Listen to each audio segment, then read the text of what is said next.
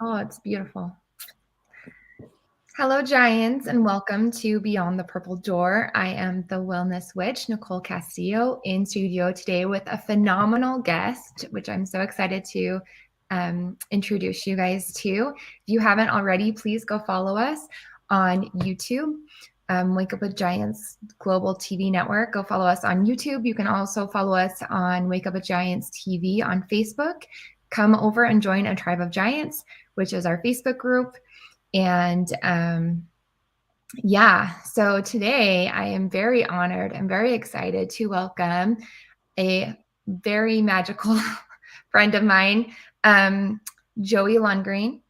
And a little bit about Joey is after crafting a highly regarded yoga body work studio in Toronto for nearly 10 years, a full decade, Joey has a wholly original way to facilitate the awakening and restoring of muscles, fascia, and joints, resulting in a somatic integration that is creating a stir of excitement and inspiration for all of those who have experienced it.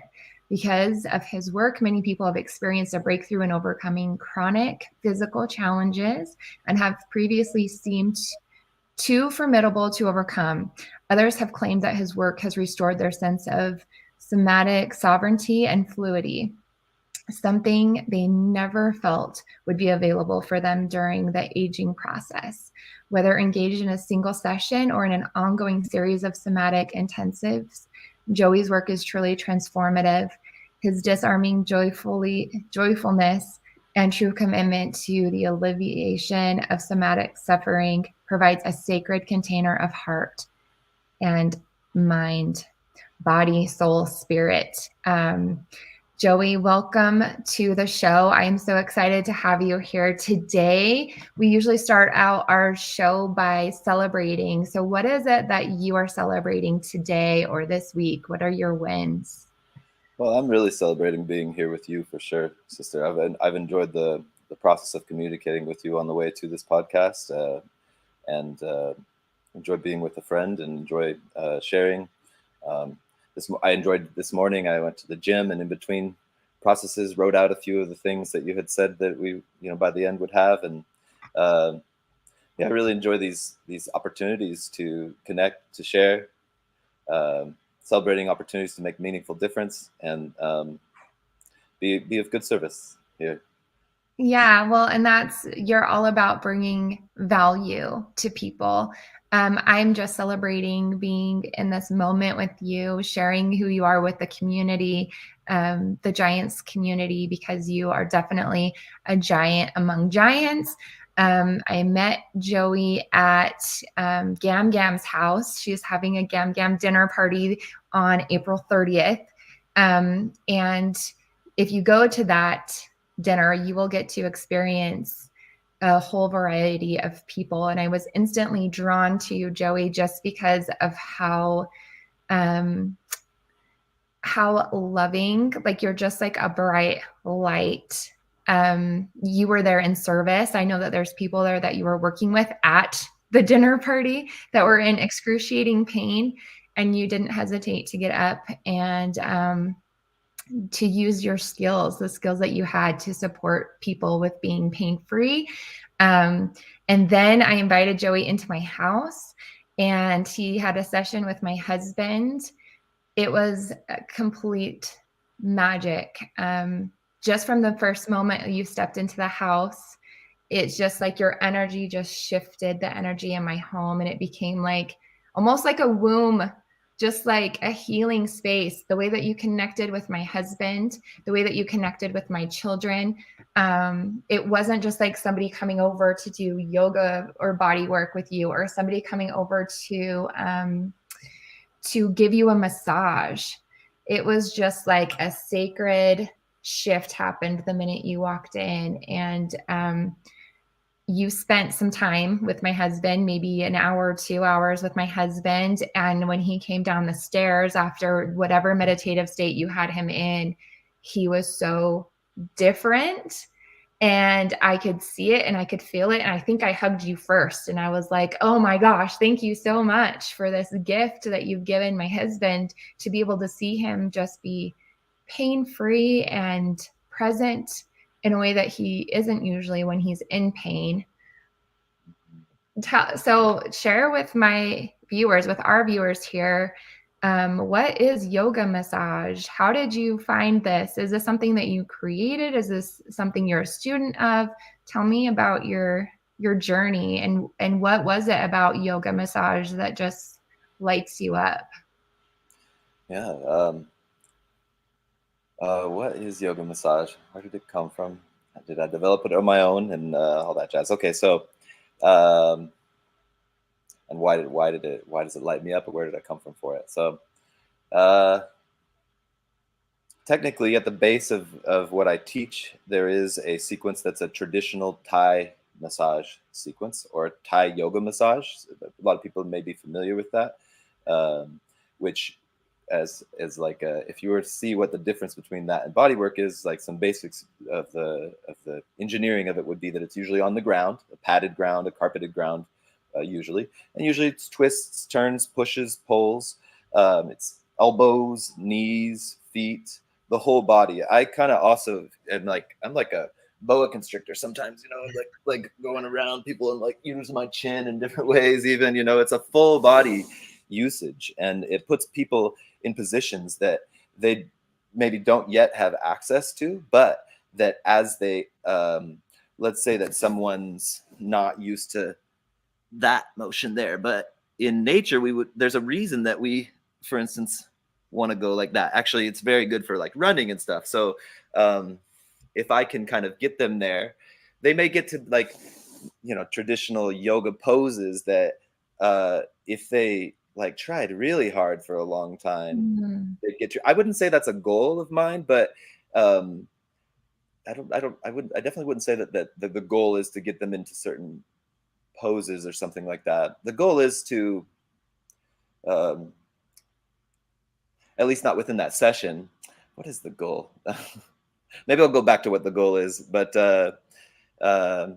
I started along the path of it by taking a 3-hour intro. I went on a date night with a girl, and it was really fun, and I really enjoyed it. And I was like, I'm going to utilize this a lot. I was certainly trying to get embodied myself, and from, I would say, there was a lot of stagnation in my own body at this kind of turning point in my life, and I think I was kind of pretty sort of naturally good at it. And then I took a 4-day course, and maybe a year later I started co-teaching that, and Wow. developing like communication styles that were kind of new. I certainly like sold my process very humbly at the beginning, and I was kind of like, I was like, I would tell people years into it, hey, thank you so much. You're helping me. Like, I'm still learning a lot. I still tell people this, but uh, it's an interesting, helpful character development arc. It's a privilege to be able to do what I do. I really feel like it's a major privilege to be able to do what I do, and to have a practice that purposely is supposed to be good for both the giver and the receiver, and that if one does the work the way we're supposed to, then we will be more and more strong I had a practitioner recently told me, he's like, it seems like you do so much work. I just use my hands. And I was like, yeah, but as I do so much work, because this guy I had been in a hot tub working with, I had my feet on the edge of the hot tub and my elbow in here and my butt way up in the air, and it's a lot of strength to be able to do that. And I told him, I was like, how you liked that? I was like, yeah, like you could develop the ability to do that. But if you only use your hands instead of the wholeness of your body, and there's also a wholeness of your spirit, there's like the holy encounter thing. Like you say, it's not just coming over to do, hey, I mean, if someone really needs that, I can do that. I've gone to expos and I've been by the minute, and they said, I only got 10 minutes. Okay, quick connection conversation, really quick. And then just do a little wham, bam, thank you, ma'am kind of thing. But yeah, it's a great developmental tradition, way of being, a lifestyle, a dharma that people can't pick up, and that, like I say, it is a privilege to give. I love that so much.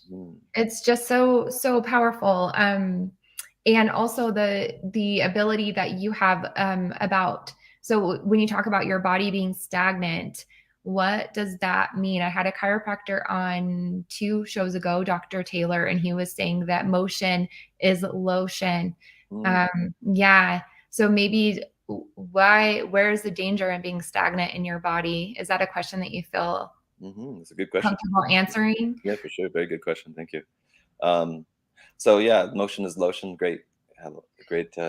You love the rhymes, I so love the rhymes for sure. I'm big into the yes, rhymes all the times. Hey, yes. but also there's some practicality to that. Motion is lotion. Another way I heard to say it would be, healthy movement is frequent and varied, and stagnant and stuck motion is toxic basically. And another teacher of mine said, if you don't trouble the body will trouble you, basically, right? So Ooh, I love that. these are practical things. The body is a process, and it's Mhm. a process is like a story, and there are ups and downs in it. And you can have your downs be because you watch TV all the time and saw somebody else climbing mountains, or it could be because you scraped your elbow, as you were climbing the mountains. The Mhm. body is a process, kind of, no matter what. And there's a sober knowing about that. It's good for us to be sober about that, about the fact that it is a process.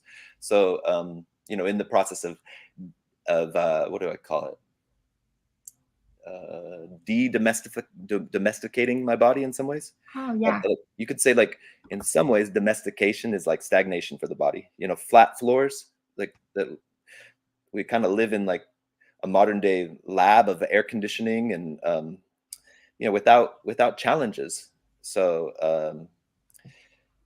uh, in my process on my way to um, deconditioning the body and reconditioning it, and Rewilding. rewilding it. There we go. There we go.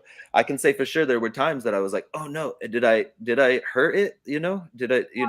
There were times like that, and that is a part of the process. And uh, slowly but surely, I think, and supportedly is a good way to go along these to go that way. So for instance, I started with a lot of a specific type of yoga, and I would say that at the beginning I wanted to, even my wrists couldn't really hold the down dog very long.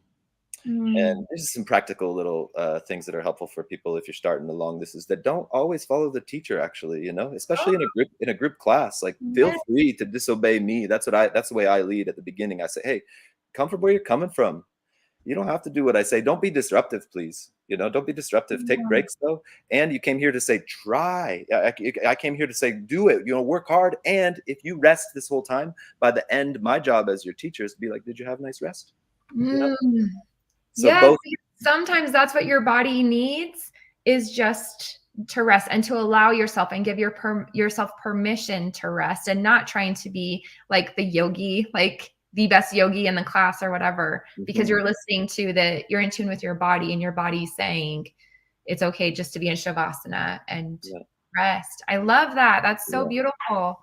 And as we like let's say in the regards to the wrists, like, that I couldn't do the down dog for very long. Now I can do a good handstand for very, very well. But if I would have tried so hard to do the down dog every time she said, I Mm. wouldn't be where I'm at right now. So it's important to knock. Hey, wake up, wake up. But if we knock too hard, we break the door, and then we can't keep investing in this. So when we invest in new areas for our body, it's good to be slow and steady and supported. Yoga massage is great in this way because there's a lot of, like, careful support. Let's say someone has a little bit of lower back issue and a little bit of neck issue at the same time. Then as a yoga massagist, I'll, let's say back issues down here and neck issues over here. I'm taking care of kind of both at the same time. Yoga massage in some way can be like someone invested in their yoga practice for like 2 weeks, and they are able to reach something that may take that long. I don't know if it's what the actual time rate of that is, and they need to invest on their own. It can't be just me. They need to start their Mm. engines themselves. I can't be the only engine for them. It's important for them to initiate their bodies too. But yeah. Yeah, yeah, I love that. So I was doing a goddess activation on Friday with for beautiful. Well, I'm one of them, I guess. I just included Mhm. myself for For sure, beautiful they're a beautiful woman. goddesses, and Goddess. with having my Lyme disease, and then in my head, we're supposed to be climbing trees and dresses, and there's sharp edges, and I'm so concerned that I'm going to cut my foot and not feel it because of the nerve damage, and it's numbing, and having to tell myself like, this is good for me, this is healing me, because in my mind I go to, oh shit, I can't feel my feet. Is my feeling ever going to come back? Is it going to be gone forever? Like, this is my brain saying like, don't climb the tree, you know. And then the pain in my feet afterwards. So the feeling came back, and then I was in pain. But do you find working with clients having that mindset, that barrier of this is because I'm feeling pain and this is hurting my body instead of healing my body? Is that something? And can you maybe tell our viewers that does pain mean that it's bad for your body? Does pain mean that you're doing further damage to your body? Does that? Yeah. Yeah. A bunch of good questions there. Well, sensations are interesting. It's what do they necessarily mean, and what do they often make people not do if they have a Mhm. sensation? Maybe it might make people think that they shouldn't go do something. Sometimes it does it to me. I feel like being inside, my mind is like trapped by the walls in some ways, and Mm. that my thoughts just bounce off that wall and back to me. And I'd forget that if I just went out and rode my bike, actually whatever's going on even in my body, sometimes it's like the reason I'm not going out is because whatever issue. I actually was in a car accident. It went like we rolled like many times in this car accident, and maybe that's the reason. I'm not sure, but I think it is that I have some issues that commonly pop up between my neck and my shoulders, right? And Mhm. uh, so it might be that I'm like, oh man, I'm kind of in my mind and my body and a little bit feeling conflicted about this. And but I pretty much always know that if I can just step outside and, at Mhm. least for me, ride my bike. Obviously everybody's at a different stage. Some people just can't ride bike because they don't have any feet or something. It could be that extreme, right? Yeah. Or yeah, everybody's at different states. But oftentimes the body, the feelings in the body will seem to be excuses not to act. But if we act, we actually feel better. And there is obviously a ton of nuance, and it's nice to have somebody tell you to. I'll tell you an example of this, like pull-ups. Let's say, right? You're Mhm. doing pull-ups, and Yeah. there was a time in my life that I could do a fair amount of them. I don't think I could do too many of them at this point. I'm just developing some other things, but yeah. Let's see. I'll try to get back here in the camera. Those pull-ups that people do, they kind of come around and Yeah. up and down. Mhm. So I was like pretty, fit at this time, and I would see that and I'd be like, how the freak do people do this? Because I was like, I'm doing a lot of pull-ups and I can't get one of them. It's like, how much do you have to be able to do? So some guy came over and to my house, and we had this bar, and he did some, and he's like, you try. And I was like, dude, I'll try. And so I went up and just right away kind of fell one over. He just said, oh, you're actually, let's say that. So this is my right arm right here. Let's say that I'm going down the right side. He gave me this interesting distinction. He's like, your left arm is only for stabilization when you're on the right side. Turn on everything you can in your right side of your body, even like your obliques, and turn that off. And then once you go over to the left side, turn the whole left side on, and have this side just be this, just holding on for some balance, basically. So immediately I could do a bunch of rounds of it pretty quickly. And Mhm. I was like, this is cool. This is really cool. I didn't do too much, but I did enough that I think because it was a new chain of muscle connections for me, it put me out for like a few days. There was some like thing I was like, oh my god, my whole like electrical system is a little bit like kind of tweaked here.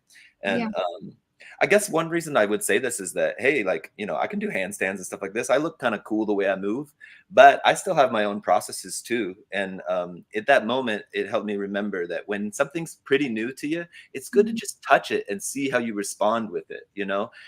Like just do a little taste and wait. That's the way to be kind of scientific about it and smart about it. Yeah, I love that distinction. Just a little taste Hmm. and wait to see how your body reacts, and not just with movement, but also with nutrition and what you're putting into your body. Your body is like this beautiful lab, like an experimentation lab, and you get to crack the codes and figure out for you what works best for your unique body. So I think it does help to have someone like Joey there to facilitate, to kind of push you. Like there's an edge in yoga that you learn your edges, and Mm-hmm. not to go past the edges because of what your body can handle, and then being okay and not in your ego space of this is where I'm at today and I'm loving where I'm at today, and then gradually increasing at your own pace. But it also helps to have someone like you that can see the potential. And it's the sometimes it's the person facilitating that can see things in ourselves that we don't see, I guess, if that makes sense. Mm-hmm. Like when you're lifting weights and they're like, what are you doing? You could do 5-10 pounds more than that, right? It's like that belief Yeah. and trusting that you have that person's um, entire being, not just their body, in mind. Like, I climbed the tree and I was so proud of myself that that's something I thought maybe I wouldn't ever do again. And so, as scary as it was and as painful as it was later, the mindset shift of like, this is possible for me and I can do this. I just had to get out of my head and get into my body, trusting that my feet are going to work even when I can't feel them, trusting that the tree is going to be there to hold me and support me, like a lot of trust, but then just feeling afterwards of like, holy shit, I just did that. Like, Mm-hmm. right? How Yeah. is it for you when you have students or clients, or what do you call the people that you work with? Well, I got I mean, I like to call them all my friends, that's for sure. Yeah. Brothers and sisters for sure, in some way, like uh cosmic surfers, maybe if we want, if we're being playful. But I would say that I consider like maybe clients are like people that I have like one-on-one sessions with, or they're Yeah. being a client. Some of my students are my clients too, but then the students are kind of like practitioners too, because I have, I do yoga massage, but I teach it too. And uh, what was the question there? So what's it like when you see someone, when they overcome or they accomplish things that they didn't think that they would do? It could be a student or a client. What Mhm. does that feel like for you? Amazing, man. That's super great. I love that. Like just the other day, um, well, just yesterday, actually, a client of mine he told me, he's like, man, I was talking about his body, and I was like, hey, when is a time that that you, in the processes of your day, that is like, it triggers something within your body, And he was like, he said when he puts his underwear on, Mm, it's like always a thing. And I was yeah. like, well, what if you never trigger that again? And if you do trigger it again, you just remember not to. He's like, what do you mean? I was like, is there some way you could, put your hand against the wall or lay on your back and do like happy baby while putting your underwear on? And then, Oh, I love that. and I was like, because there's, like, I'm doing stuff that's good for it, and it's nice to not do stuff that's bad for it too. So I told him that like a few months ago, and he told me yesterday. He was like, I just want to say that has made it. He's like, I've been doing that, and I've been making it's been making a meaningful difference. And I was like, hey, you know how you sometimes you say, what could you do for me? I was like, do that, for me, do that, because that it gets to be the cyclical thing. Your good results become very good for me. So Mm, it's an awesome upward spiral in that way. Another time, the lady, she kept coming. She was a student of another practitioner at my yoga studio yeah. for a while, and I don't know if she ever came to my class, but I knew her. I think she was just friends with him. And then she stopped going because she fell off her bike and hurt her shoulder really bad. But she would come and visit the studio, and I would say, hey, you ever, she would have to hold her arm up. She couldn't put it down, um, and she couldn't put it too high either. So for like 3 years, I was like, like, if you ever want to try like a session, I'd like to throw my hat in the ring to see if I can be helpful for your sister. So finally, 3 years in, she was like, okay, let's do it. So interestingly, the process of her, I call like the day I do the work, like say day one or something like that. Yeah. And the day two can be for people a process of some system electrical rerouting and all that jazz. And for her, she's like, something's going on in my body for sure. And but day three, she could put her arm fully down for the first time in 3 years. and and that's after lots of investment in other things. So that was like super dope. Exactly. Yeah, yeah. And then the third, through a few more works, she got to where she could do full rounds and ranges of motion. So anytime something like that happens, I'm like, yes, I love that. You know. Yeah, well, and then you come into the others, like you're very humble about it, at the same time very confident in who you are and what it is that you do, and being able to ask someone permission to, like, hey, let me give this a try, because you're confident in what it is that you do. Yeah, I yeah, think that's so powerful. yeah. And another thing about giving results is that I'll say this truly. I think maybe there's been a time where, well, in my life, I'm like, with it, if challenges pop up, I'm like, I know my true purpose is to be truly helpful, like, Yes. why not, like, I mean, I could in many ways choose to leave this place. There are tons of ways out, so if Yeah. I'm going to stick around, I want to be helpful, so something will pop into my face, maybe even, I'm remembering a story where this guy was like threatening me, and not in practice, by the way, not in like a Yeah. session. Um, that's never happened. I'll say it, but just and I was like, dude. Long story short, I was like, dude, I don't think you get what's going on here, man. I was like, one, I know you're stronger than me, and two, I know you could kill me, because he said these things. He's like, I'm way stronger than you, and I could kill you. There's a bunch of other things leading up to this. I'm not gonna go into the whole thing, but I was like, and I'm not afraid of you, and I happen to have this like wall that I can lean up. I was like, you got no reason to hurt me. You're generally a reasonable person. You're just positioning for some odd reason that I don't quite understand. And then it just the relaxation of that. It was really awesome. My student appeared over his shoulder from down the sidewalk. He had a student it was during the pandemic. I hadn't seen for like, hey bro, what's up, man? And he started walking up, and he was like, dude, it's so good to see you. I was like, hey, you should meet this guy. He's very strong. I would never want to fight this guy. That's for sure. I was like, you should meet this guy too. He's a quantum physicist. He's a student of mine. Hold on 1 second. I went to this handstand on the corner of the road.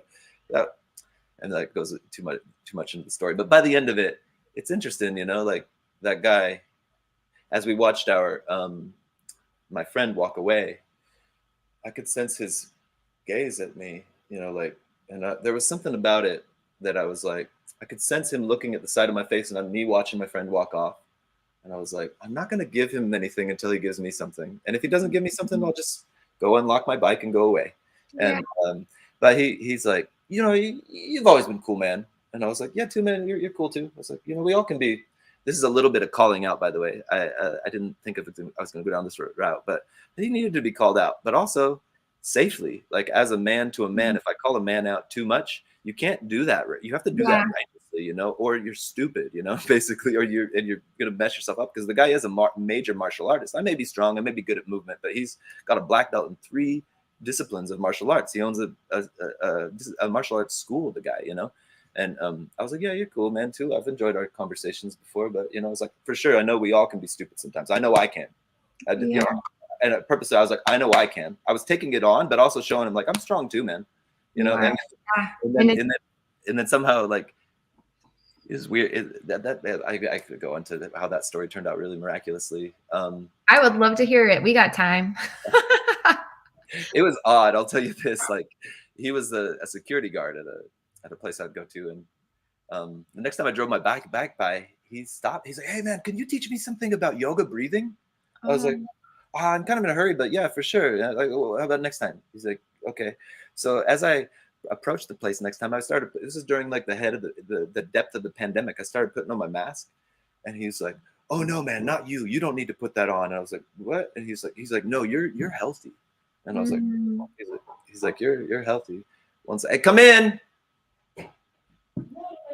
I'm in a podcast right here. Good day. Hi. Hey, Noel. Good to see you.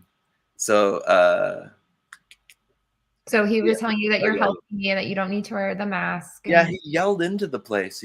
As I went in, he was like, he doesn't have to wear a mask. He yelled into the store, and all the workers were like, huh? And I was like, apparently I don't have to wear a mask, And so I was like, I guess that's cool, right? It's funny because everybody's kind of like, I mean, he's really strong, this guy, really big dude, you know? And Yeah. so there was another more direct answer to your question that had more to do with what you were saying exactly. But let's see here. What was the question? Do you remember? Well, I wanted to just highlight the mental fitness, the mental toughness, the awareness of your soul, your spirit, of other people. Um, we both attended the ultimate experience together, and both of us kind of like to be behind the scenes. And I know some people were like, "Oh my gosh, I didn't really see Joey," and I was like, "You didn't?" Like, this man was so attentive, and it was just so beautiful watching you interact with a demographic that even Steve Hardison, who was speaking at the event, just said, like, with older ladies complimenting them on their hair and how beautiful their hair is as a way to connect to them. But I just saw you as connection to these people that maybe feel forgotten, or that they don't matter, or that they're not beautiful. And you're just there serving and treating them like they are royalty. Just this perfect gentleman. Just, you were dressed so well and looked so handsome, and you just were like this Prince Charming, taking care of these divine, beautiful older women who maybe feel forgotten. So I just feel like you have such an awareness of people and how they feel. And I know that with what you do, it's not just the physical aspect of it. You really get into people, into their souls, into their spirit, like the way that they journal. Like, you're not just a yoga instructor or a massage therapist. You're like, you are the ascending spiral staircase in body, being, in spirit. Like, that's who you are. Is this something that you were just naturally born with? Is this something you developed? Is this, I just know that with clients, it's more than just working with them in a studio. Yeah, yeah. Something I was born with. Maybe, you know, the development of me, I could see was super. Thank you, sister. Thank you. Yes, Um, Yuri, you get it. You thank get it. This man is just like divine masculine energy in such a beautiful form. Thank you, Lord. Appreciate you, sister. Thank you. Um, maybe that I could say that in the development of my character, the story of me, you know, certainly it's like a big kind of first memory. Maybe there's vague memories before, but I was a toddler, 4 years old, and my little sister died. My baby sister died when she was 5 months old, and you know, I think I just kind of, I think I kind of remember noticing some things that were, as a kid, you know, like I could tell like people were upset, you know, like that there's, like my mom is really having trouble kind of even, you know, and I love her dearly. And I was like, you know, I kind of noticed little things like, I was like, these are my hands. Like, how do I do something with them to be helpful? You know, this is my voice. Like, that's what I can use, but I didn't quite know how to, you know, I didn't, as a kid, it didn't feel like it was working, you know, it didn't feel like but I kind of think I kind of gave myself that as a task. Like, these are like, this is what I have to work with, you know, my speaking, my listening, my You're hands. seeing of people. You see people Yeah. Thank you. You're sweet, sister. in such a beautiful way, the people that feel like they're unseen or not. Wow. So you decided as a 4-year-old who you are and who you are being in the world. Yeah. I've noticed this kind of feels like a dreamy remembrance of that, and I certainly think when death is so young in someone's life, that it makes them very thoughtful. Like, what is this place? You know, what's going on? You know, and how do I help these people who I know I love so much? You know, and so yeah, that's where I would say the development has come. Yeah, tell me a little bit about the journal entries. I know that we talked a little bit about this before. I was really curious about it. You said you had a client that had a big breakthrough with an acronym that you use for Oh, journaling. yeah. Yeah. Hey, 1 second here. Hey, Linnea, may I go outside now? Is that okay if I close the door? Or you? Oh, either way is okay. Okay. Oh, because the noise. Okay, fair. Okay. Yeah. Okay. So I call that program something like writing your life nightly. With a Yeah. K. It doesn't have to be at night. See, this is like these play on words things. Taking out your swords or your pen or your wand or your words and writing your life as a night. Or you could say whatever you want to say as a day too. Or, um, but yeah, he just told me that right before we had talked about that. He sent me, hey, I still write this at the top of my journaling prompts. It's do what you are doing right now and feel good about it. Check mark. That's Do like what you're doing right now. And what was the other part? feel good about it. Feel. And we searched it, we put it down to like the actual acronym, and I think he's even like just put it down to like smaller smaller cues for him. And the main thing is to say that as you are writing your life, then you're doing what you meant. You're creating yourself. You're doing it. You are doing it, and you write how you want to. How do I want to create myself waking? Is one of the parts of the being questions that I have. There's being.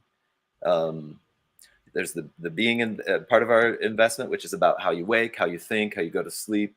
It could be about meditation. It could be about what books you read that have to do with these, your spirit or your soul.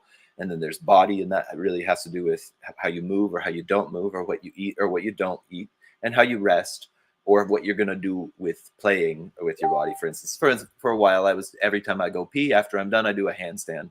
I Just love that. little strange little game of mine. Or every time I rode my bike by a certain park, while I was in Toronto, I would crawl up and down this hill, at least once, do a like bear crawl up and then bear crawl down. If I missed the time, then I'd have to do it twice. And if I missed 4 times in the day, I'd do 4 laps at the end of the day. And so that's like a way that I write myself creating my life in body tomorrow, at tonight, or during the day today. I write myself tomorrow. And then business, which is like a to-do list kind of. You could say this system is a business system. The writing your life nightly. It's also called it's a framework. The 4 core score: being, business, body, and then balance. So balance technically is like other adventurers actually in this way. It could be other things, but the way I'm using it specifically is that, let's say that someone has like really good body, maybe a great wallet, their business makes a lot of sense to them. Maybe they're meditating every day for an hour and having transcendental experiences and stuff like that. And then they could, to add to the I get a little distracted by these things. To add to their life, they could think, what other adventurers may I help out today or tomorrow?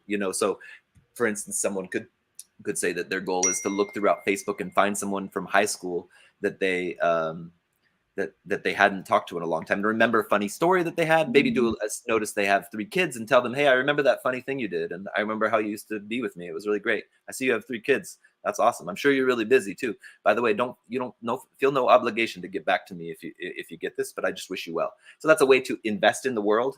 And it's the closing of that is, in saying, hey, by the way, I know everybody's really busy today.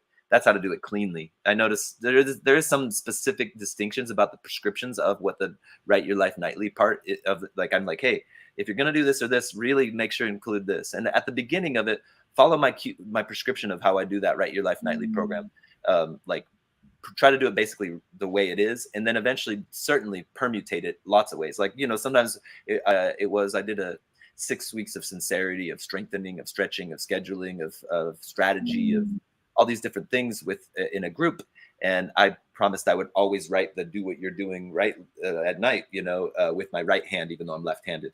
And so I would be like, I'd write it playfully, like, write your life now with your right hand rightly, at nightly, you're doing good, bro. Check mark, like, so that people can certainly permutate it a bit. But it's nice if people attempt to at first follow the prescription pretty well with that program.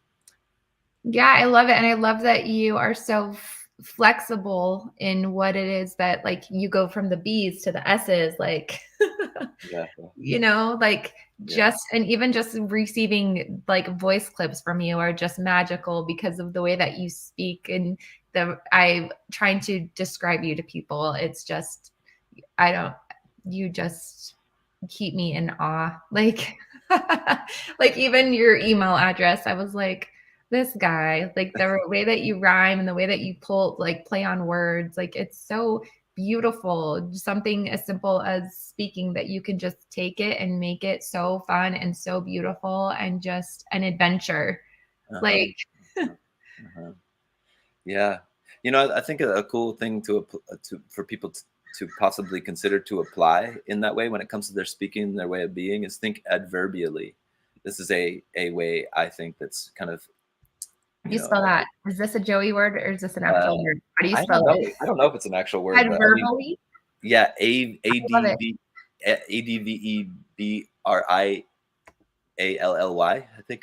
I like it. Yeah. Yes, we're gonna go So with that. So basically, like, explain this to us. yeah, so a blank and then with an ly at the end is generally an adverb, right? So sincerely, clearly, groundedly, strongly, playfully, authentically. Apply a few of the best ones that you can apply to, and I think playfulness and sincerity and I don't directly, could be indirectly even, there could be some way to purposely apply the indirectly adverb to what our doing is, what our doing is. And I don't know, it might be, it seems like, oh man, I don't like, I do know it is a helpful, adverbally. Okay. I like yours, Amy's, because it has balls in it. Has ball in it. Yeah. There we go. Yeah. Describes how you do the thing. Authentically. Yes. Love that, Lori. Fun, right? I know. Just the way Joey speaks is so fun. He's just an experience. Like an experience like no other. One I've never experienced before. Wow. Meeting you. So yeah. I have this other idea that, when it comes to speaking, there's a few things, right? Nonviolent communication I'm really big into, which isn't, it's not wackadoo. It's like kindergarten goodness. I'm into wackadoo stuff too, like wacky, wackadoodle. Yeah. I love the wacky. I love it. But the practical kindergarten goodness, So nonviolent communication has these things. It says, like, basically in some ways what we're taught to do is to speak in the language of making sure we know who's right and who's wrong. In the language of making where everybody loses, specifically Marsha wrote, that's it's the game of making sure we know who's right and who's wrong. That's the game where everybody loses. Is specifically from Ballsy. Okay, cool. Come to a seminar. And and then the natural speaking is the game of how to make life wonderful, actually.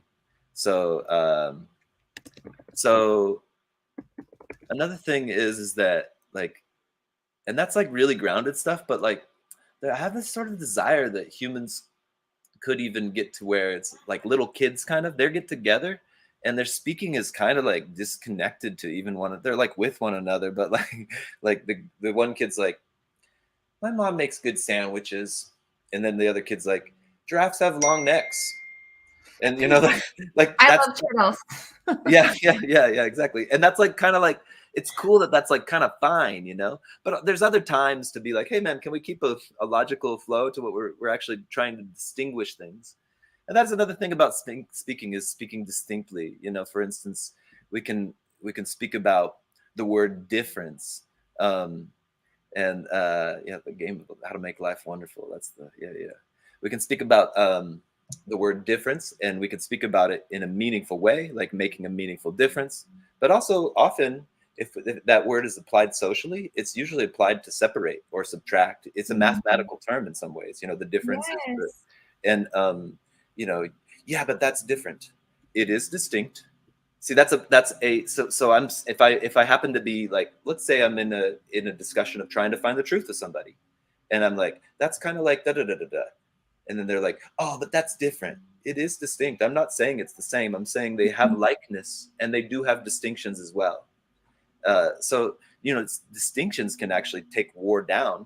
Differences often kind of create war. And again, that's another distinction about the word difference, because it can be applied very wonderfully through making a meaningful difference. But if it's applied socially in some ways, it kind of creates a division, and that whereas distinctions, I love this axiom: we are all in likeness and distinct. Mm-hmm. We are all in likeness and distinct, both.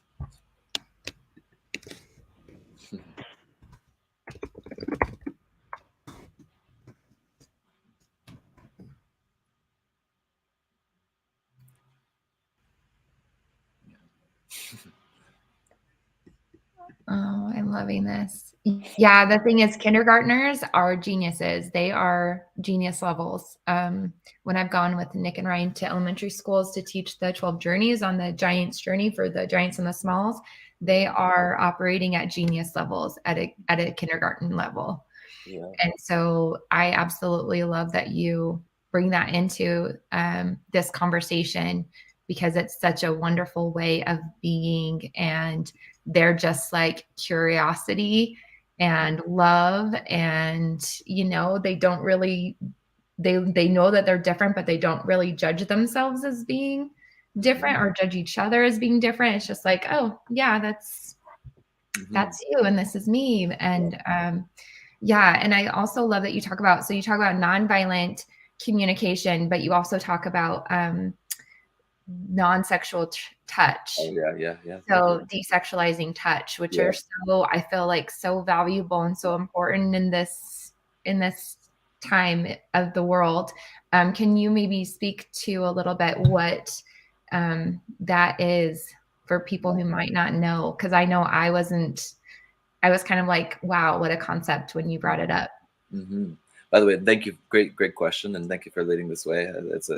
I like to bring that up. So, I say that what I do and teach, I call it like healthy, healing, humble, happy, harmonious human talk, touch, and movement. It's what I teach. It's what I do. It's what I want to give to humanity. I want it to be that it's my business, and I enjoy that it's my business, and it's a major privilege. But I do have this very idealistic goal that it be a human inheritance eventually, and that it changes the idea of what value is in our life, even meaning that I think kind of like in the metaphor of the hobbits versus like the tower. Are you a hobbit? Did you say? I love Oh hobbits. yeah, okay. I'm a Lord of the Rings, total Lord of the Rings geek. So cool. I've never seen it actually or read it, but I know, But I know that there's like I feel like a lot of people we sort of wish we could go back to the hobbit holes and be around the fire and stuff like this. There is a desire for me to do that, and for us as humans, I feel like it's healthy if we could. Well, modernity has its gifts, and I enjoy those gifts, and they're cool. But in that metaphor of going back to the hobbit holes, like in some way, the music belonged to everybody. It didn't belong to Apple Music. Now, mind you, I write music. I'm going to put my music eventually on Apple Music. Again, I'm not saying don't and shouldn't or whatever, so it was a cultural inheritance. And the same thing I think would be it could be an amazing culture. What if we all knew? I've had strong teachers who said every young man should learn martial arts, and this would make society better. I think that's a cool idea. Martial arts is actually very helpful for me, even with body work, to tell you the truth. The principles of martial stances really helped me a lot in some ways and stuff like this. And what I thought would be cool, and I agree with my teachers to say it'd be great if every young man knew martial arts, and maybe young women too, for sure. Yeah. In South Korea, the people there know Taekwondo. Male and females, they all learn Taekwondo. It's a way to defend yourself. You learn discipline. Like it's beautiful. Yeah, and it's athletic. It's athletically honest too. It's you're being honest with the angles of your body and with with what works, instead of standing like a deer in the headlights or something. But so the but/and is, what if everybody could have not just martial arts, but healing arts, with their ability to talk, touch, and move in ways that are helpful, in ways that are happy, in ways that are harmonious and fun and humble as well. The humility is a relational thing here for me. The reason I add that specific adjective, humble, is that it's like I say often at the beginning of bodywork session, is that hey, I'm not here necessarily to be like psychic and stuff like that. I'm not here like that.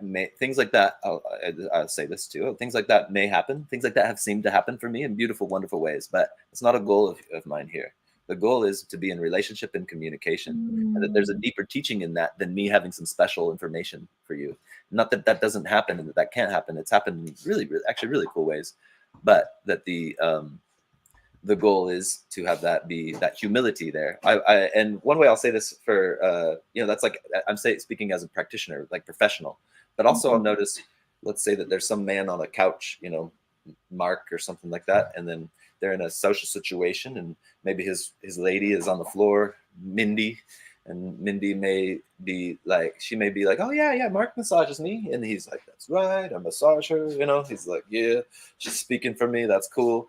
And but then I've seen something like that suddenly she says something like, I mean, it does always hurt, but here comes the little kitty. Yay. Hi, kitty, kitty. Kitty, I kitty. love that. Yeah. So she may say, I mean, it always does hurt, and suddenly he's like, what always hurts? First off, her speaking is probably not true. If it is true, maybe she should go find another dude, if it always hurts. But also his speaking, or he's not provide, he knows he means well. Usually I think that they know they mean well, and they know what they like, but they're not like, what make sure, and they don't create some context of there being like a space of grace and humility of it's okay if I don't understand you. You say, Mm. can you go lower? Let's say that someone's flat on their back. Can you do that lower? What's lower? It could, like, the dimension. It's okay for me not to quite understand you, and for me to be like, hey, can you tell me what you mean exactly by that, or something a little bit more? And that's not only okay, it's righteous in a bigger way than like being psychic, because there's a deeper teaching to that people can bring to their own relationships as well.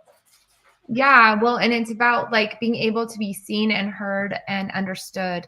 And so when somebody asks a question like, what does lower mean to you? It's like, oh, they're listening for one. Yeah. And then they care enough to ask, and they're not in that maybe fear space or get in their ego of like, well, then fine, I'm just not going to do, Yeah. I just won't touch you then. You know what I mean? Yeah. So being able to say like, what, like, is this okay? Or where, it just opens up that communication so beautifully. And then also, like, I threw in there a connection just because I feel like before you worked with my husband, before we've talked about doing work together, it's like you have that connection established. You establish the connection before you begin the work. Is that to open up the trust, the communication, like the relationship, to build the rapport? Like, what, or is that just Joey's natural way of being? Is there a method to? It's certainly my, how I want to be, and there is a method to it, like that the helpfulness will be, I say, when I sell a session, is that, at least for now, the way I'm framing it is, you're kind of technically buying from me the time where you're kind of doing nothing and I'm doing everything for you. And then a kind of a gift to me is that we get to connect and communicate, and that both are a gift to me. But I really say, in some way, what you're really buying from me is the time where you totally do nothing, and I am pretty physically engaged myself. And then, I mean, I know that what they're receiving has a lot to do with the communication too, though. It doesn't, and the setup, and the playfulness, and the willingness to listen. Another thing I really want to quick say about that, let's say someone goes lower, just came to mind, is that, like, I may say, what does that mean? But that, just to be honest, I noticed that in a practice, if that were, hey, can you go lower? I might just attempt, and I'd be like, is that what you mean? If they're like, no, not exactly, it's like, oh, perfect. Tell me where else. See, oh, perfect. Oh, There's this perfect. gift. Oh, perfect. Oh, that, okay, perfect. Tell me where. No, not exactly. Okay, cool, perfect. Where to? Oh, This is yeah. like a way of grace again, a way of. If I were to say, what do you mean by that? And I'm not saying I won't sometimes do that, but that's a little less smooth than me just attempting a little bit and checking in. Is that what you meant? No, I love that. I Yes. think that's such a good skill just in life, being Yeah. able to check in and yeah. Mm-hmm. in that way. Oh, perfect. Oh, perfect. Okay. I mean, if it's not even, it's that perfect. Perfect. Yeah, because it's all perfect. There's like you're learning and they're supporting you with learning and the communication. I just think it's a really beautiful transition because it just takes away from somebody being right or somebody being wrong. Again, it's that nonviolent communication. Mm-hmm. Mm-hmm. Facilitating communication and understanding is a gift. It is, and Joey is like really good at it. He's really good at it. Um, yeah, Yeah. yeah, and then also knowing who it is that you're working with, and um, people aren't being used to. People are not used to being asked what they want and desire. Yeah. Yeah, a lot of the time working with women, you'll ask them, "Well, what do you want?" And they're like, "I don't know." It's like the notebook. Yeah. Yeah. What do you want? Yeah. And she's like, "I don't know." Yeah. So it's a good practice. It's a good practice in a safe space to Mm-hmm. be able to say, this is what I want. Mm-hmm. Mm-hmm. Yeah. Yeah. And another thing about that is to, let's say a client were to come in here, it's kind of give them first what I'm pretty sure I think they want, like Mhm. often I'll kind of have, hey, yeah, come on in. I'm just making some tea right now. Pick your choice of where you'd like to sit, whatever you feel would be the best for you. I got a regular chair, I got a cushion here, and you can just sit on the couch or lay down, whatever would feel best for you for a moment, just to take a little rest for you. I'm kind of like giving them options, but I'm kind of like leading them as well, Mhm. and I think that's a cool gift to give too. Is the leading, the helpful options, and also you can stand if you want to. By the they also you can keep standing if you'd like. Or sometimes I have these specific kind of things that you stand on. I'm like, "No, if you want to try standing on those things, there's this angle on them while I'm doing this tea. That'd be great too. Whichever feels good for you. Okay, so that's the kind of way to lead, or that will then have them feeling more comfortable to say, like I was really awesome. One time I was working this girl, I was like pulling her like this pretty hardcore, and my knee was over here, and then I was pulling her back over here, and I was pushing her knee down, and she's kind of started laughing, and I was in some, and it wasn't the tickle way, I was pretty sure, um, which does happen, but the Yeah. tickle. There's people who are the whole time I'm working with their ticklish thing, very funny, but she started, I was like, what's that? And she's like, well, how like see, this is me admitting like some humility too. She goes, well, how it might seem like someone's like really working a lot, and that it's not really like doing anything for you. And I was like, yeah. And I just thought, that's funny, like that's a bold thing to say. It's like, I'm like, bravo, sister, this is cool for you. And she's like, I just started laughing. I was like, that's hilarious. That's what's going on right now. She goes, yeah. She's like, so typically that move is very good for people, and typically, um, like okay, in communication also, when it comes to like me with clients, I attempt to train my clients to be more vocal in some ways, to communicate with me.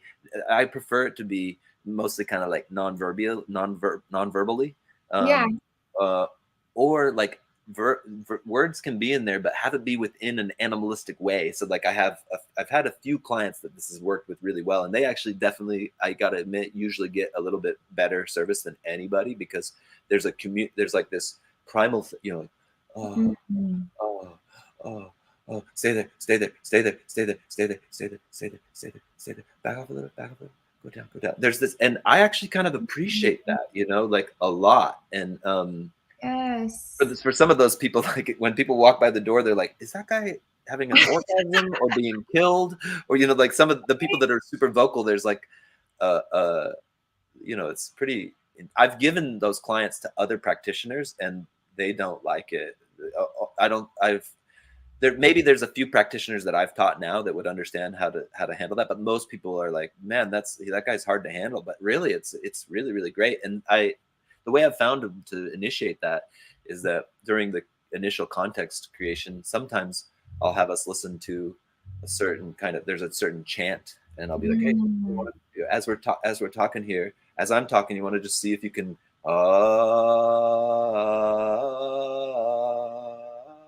with the thing that's going on, and then as I give them, you know, like there was a young man, I shouldn't say his name, but his name really has a lot of cool context to it. Let's say, you know, my name is Joe and I play all the time. What's your name? Or someone, you know, my name's Joey, but I go by Rebecca. I say this, you know, and they'll be like, what? I'll be like, they're like, are you serious? I'm like, hardly ever, you know? They're like, and I'm like, no, I'm joking. And they're like, I get it. No, it's like, no, I'm joking. I used to be kidding, but then I grew up. Now I'm joking. I was like, I was born this, and then I'll be like, I was born this way, you know. I'll be like, kind of like the gay people.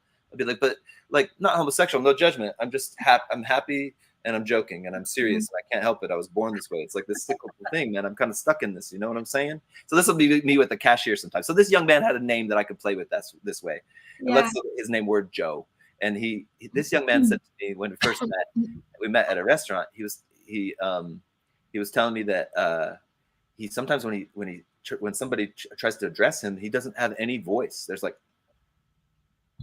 you know, someone says hello, and he's like, and so he interesting. We met in this restaurant. He kept asking, you know, I realized I was like, oh, this young man's like thinking of me as a teacher or something, you know. So I was like, oh, okay, well, that's a good question, man. Again, let's say his name is Joe, just because that's the word that can work somewhat. And I was like, hey, where do you feel your voices? And you know, he's like, what do you mean? Where do I feel my voices? Do you mean my body? I was like, sure. You know, I love letting people fill in the blanks, by the way, a little bit, like to give them a blank and let them fill it in. I was like, sure. Yeah. How about that? A lot in the body. Yeah. As you say, he's like, I don't know, here. And I was like, okay, what do you think happens if you put yourself in that position where somebody says hello? What do you feel about that? He's like, it's like empty. And I was like, cool. Yeah. Like, that makes sense. And then I was like, you want to try something with me? And just every once I'll just say, hey, you know, just hey. And so we would kind of play this way. And then when I gave him body work, man, I wish I could say his name. It's because it's really, I don't know. I probably shouldn't, but yeah. Anyways, I was kind of like tapping on his chest. Hey, and he, you know, do it, and he got into it, and I was like, you're joking. Yeah, but it was even better than that, the wordplay there. But yeah, the I guess we're talking about communication and being led and leading.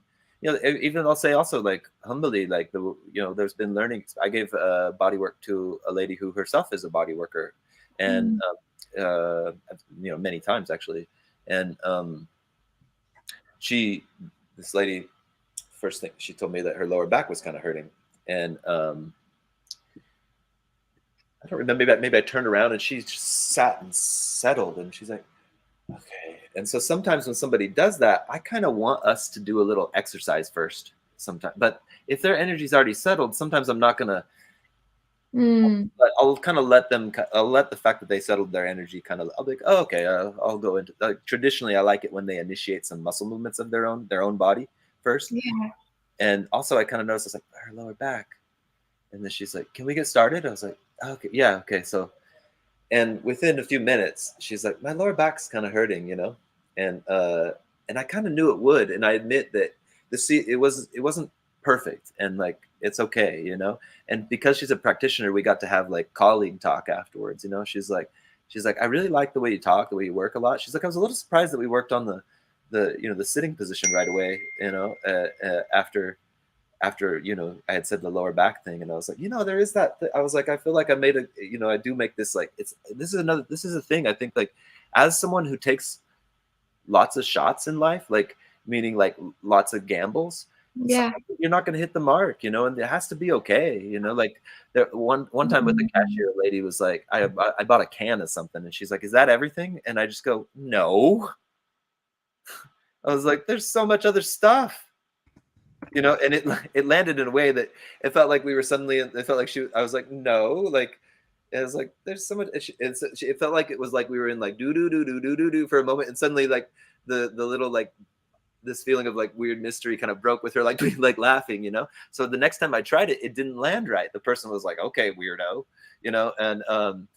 and so you got to be willing to, for me, I practice social experiences and experiments just all the time. I'm always thinking of new ways to speak, playfully with people. And I get tired of scripts or something. How you doing? Best day of my life so far. Oh yeah, really? That's awesome. Yeah, it's all right. I'm kind of getting tired of it. What do you mean getting tired of it? I'm like, another good one. Seriously, what's a guy got to do to get a bad day around here? I mean, this place is perfect. And then I go a little bit of sarcasm about those election things, though, man. What festivals? I can't wait till the next one comes around. Those are great, eh? Those elections. Don't you love those things? Just I'm purposely really teasing.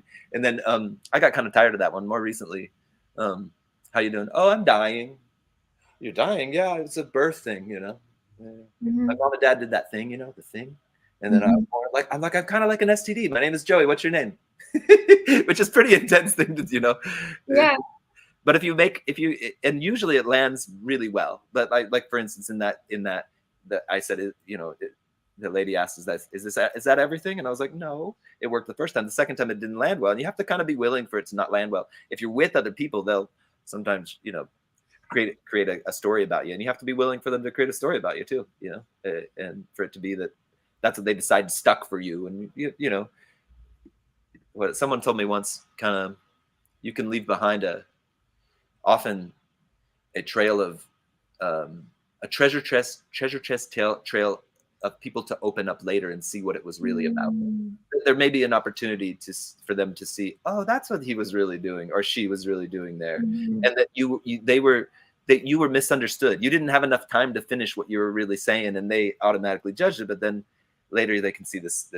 Anyways, also another thing, treasure chest trail, leaving behind a treasure chest trail, is that in some ways I compare this with like the parable of Jesus. He allowed himself to exhibit some lamb-like energy, and so allowing himself to. He was asked to defend himself near the end of near the end of his story, as we read it, and he didn't. He said, "This is not my kingdom." In response to, as a kid, I was like, "Why isn't he defending himself? He's innocent. He didn't do anything wrong." And I think sometimes that's okay, like to allow ourselves, fine, do your worst. Like every character in some ways gets crucified. That's why I think the parable of Jesus is a strong parable for us, because the patterns in there, they apply to us. Sometimes our character can be crucified in various ways, and but also, so the other dynamic is the lion-like energy, and that I think is exemplified in the parable of he who is Jesus. In his story, it was when he sat on the temple steps and patiently braided that whip. And now imagine, people probably knew, they're like, that guy's kind of intense, maybe, Oh, hold on a second. Oh, problem. You there? Are we back? Yeah, we're back. Cool. Okay, so he patiently braided the whip on the steps of the temple. People maybe were like, man, what's he doing? And it didn't say patiently. I kind of add that little flavor. And then he goes into the temple, cracks the whip in the air, turns table over, throws money, and frees animals. And I'm sure there's like some naturally normal conservative, grandmas, grandpas, or whatever, or dads, or just people that are like, oh my God, shouldn't do. Go in the temple, crack a whip, turn tables over, throw money, free animals. Shouldn't do, right? Good time to me. What's that? I said that sounds like a good time to me. Yeah, exactly. I know you for sure. We got our merry pranksterism. We're all about cracking the whip in the air, So interestingly, though, like he might have known, in the way I apply that, again, it doesn't show the countenance of his face. There's been times where I've needed to be fierce, and people have judged me of, you shouldn't, blah blah blah blah blah. Why are you yelling? You're why are you so angry? I'm not angry. Well, why are you talking? Why are you yelling? I'm talking loudly because you're talking loudly. But to tell you the truth, there's a part of me that's just not angry at all. I can be quiet too, and if I can be loud, and and that's okay, like, and and sometimes there's like, and I might even say, and I get this is intense, and maybe there's something for both of us to learn in this. I know that I don't always do perfect, and I can learn from your feedback as well. Maybe there's something for you to hear here. Yeah. To hear. That's so beautiful. I love that so much. Thank you. Yeah, treasure chest chill legacy, and yeah, I love that. Acting inspiredly, and also occasionally allowing people to think poorly of us or to do your worst, fine. Yeah. Do your worst. Yeah.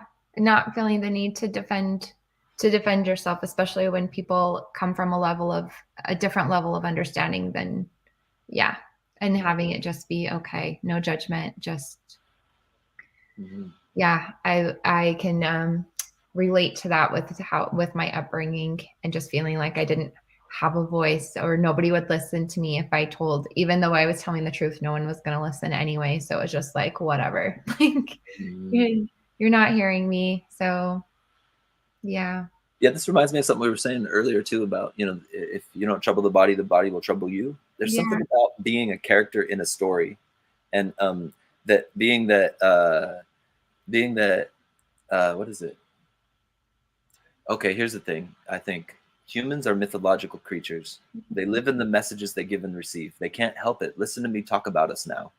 See, the word "us" is in words, and Joey exists in a story, and that's humans are this way, mythological creatures, and a part of that is that being in any story, there's some little like maintenance that needs to be taken care of sometimes, some little like drama some climax, Mhm.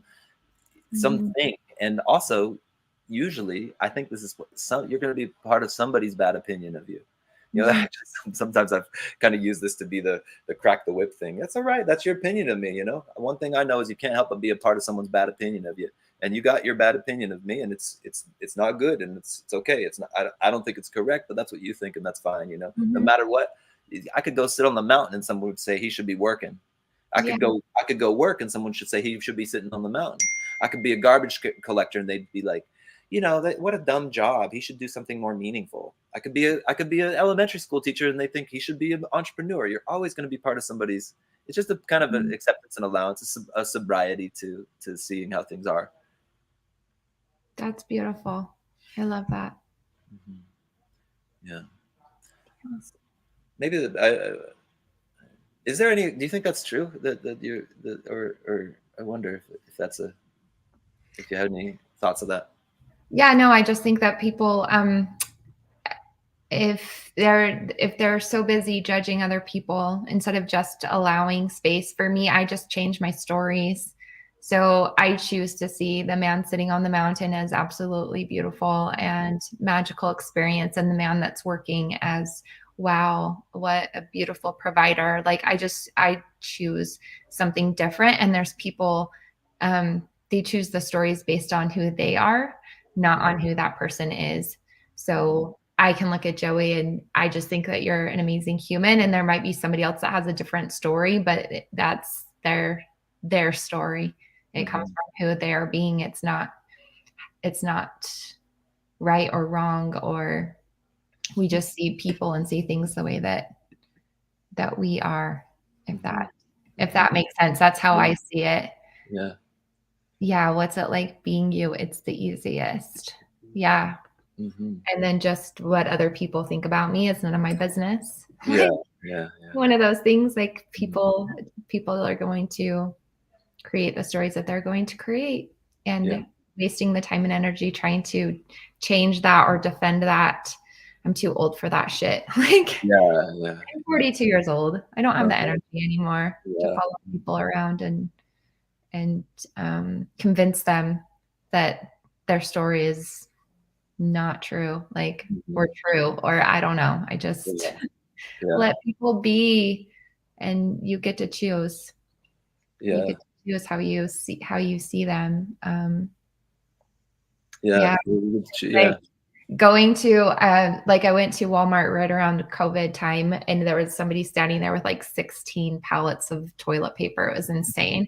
And I was like, I had a story and I was like, holy shit, right?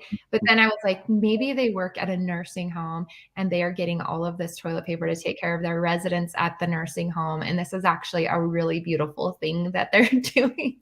So Yeah. I shift the story, right? Uh-huh. That makes sense, because sometimes the things come in of like, I don't know, like it's none of my business what they're doing with 16 pounds of toilet paper. Yeah. So Yeah. why do I want to make it my business or create an awful story when Yeah, we are meaning making machines. Yeah, We yeah. like see something and we have to create a meaning to it. And it's like, why? Like, Mm-hmm. just be. This reminds me of I went to a Vipassana meditation retreat. You ever heard of those? The 10-day silent thing. No, tell me about it. I'm curious. No reading, no writing, no talking. You're not even supposed to really look each other in the eyes, and you're supposed to sit still for 8 hours and not itch your scratch or move your ass. Nobody Okay. said we could swear, but I swear to God, Anyways, anyways, Just swearing. you would, yeah, no cursing for sure. We know that. Me and Nicole know that for sure. So, but this guy who sat in front of me during this 10-day thing, I only noticed that I was judging him after he suddenly spoke, and he was just totally different than the whole time I had been kind of thinking. I thought I was kind of actually at this point in my life, for some reason, I thought this guy was going to be like super like masculine, dominating, macho, and amazing. I kind of thought I'd be like a little bit intimidated by him actually. Yeah.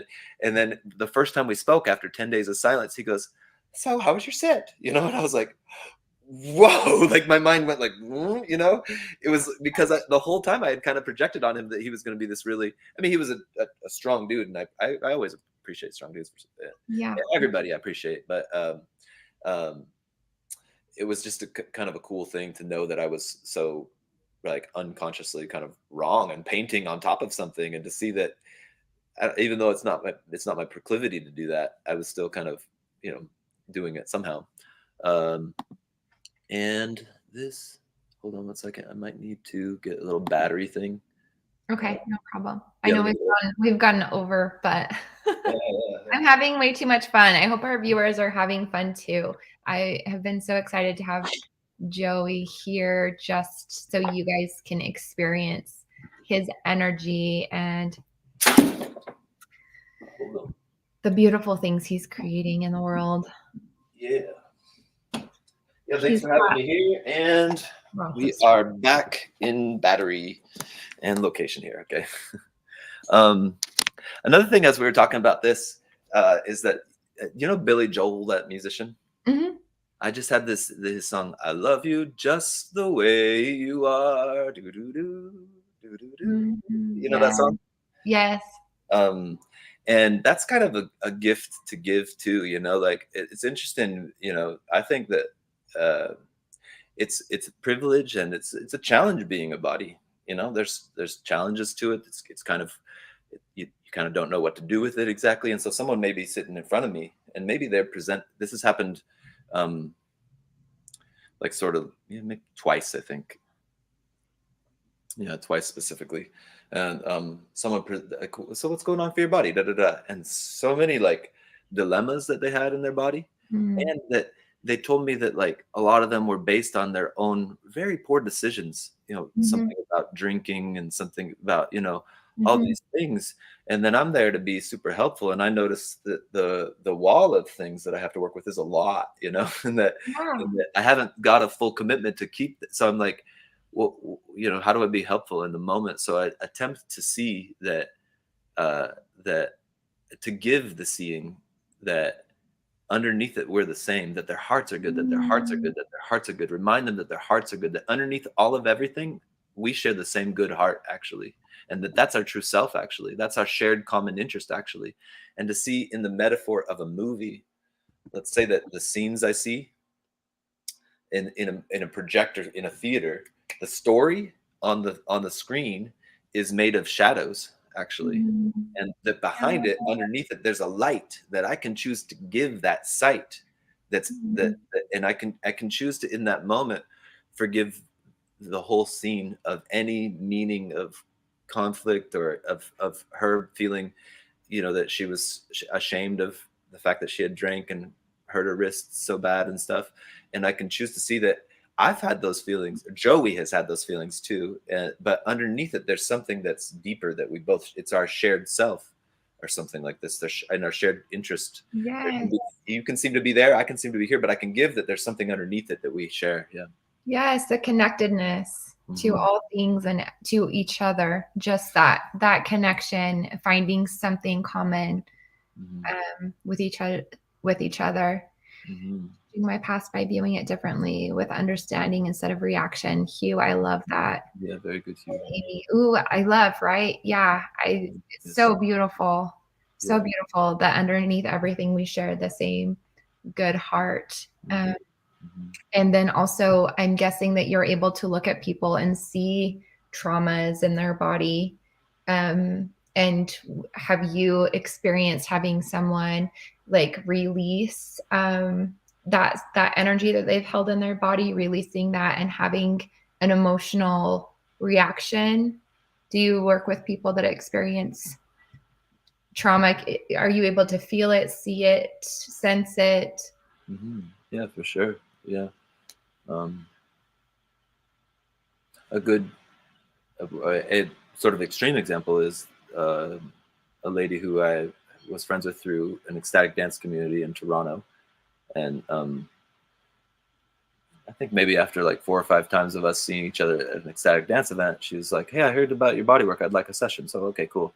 Let's do a session. We did a session. We talked, created context. You know, there's these certain ways that I have of speaking that, again, that create this space of grace and Mhm. between us. Um, and so, she didn't have any lower back issues. She did have some neck issues, and really, there's a few different ways to treat neck issues. One is from a sitting position. There's lots of different ways. I mean, there's every position you could put someone in could be good for their neck, depending. Um, and so I started her in a cross-legged sitting position, propped up under her butt with a pillow, and I went to go put my leg behind her back and put my hands on her shoulders like this, supporting her with the side of my leg there. Um, and as I put my hands on her shoulder, she went, and I think I've never had that happen where somebody went like this. I think that was the only time that's ever happened in all of my, but I could just sense like, oh, she's like triggered, there's something that, Mhm. I don't know what the specifics are, but I feel emotional a little bit talking about it, whatever they were. And I know that they must have been something that really was hard, Yeah. So um, immediately I kind of like, slid back and like, let's see, it was like, I like kind of like, so, and she turned around really quickly and just sort of stared at me. And I, you know, for a while it was just like, some like, Mhm. there's this sort of like, this feeling of like, and there's something about like I'm not trying to hunt you. There's nothing here happening like that. Like I promise. I'm just trying to give this like somehow I don't remember who spoke first, what, but I just said I think maybe she was like, "Can you just tell me a little bit more about Thai yoga massage?" I was like, "Yeah, for sure, I can do that." Mhm. Very very quietly. I was like, "Definitely I can." I was like, and I want you to know that I'm only here to be helpful. I'm not here to do a massage even. Like we could stay like this, talking, Mhm.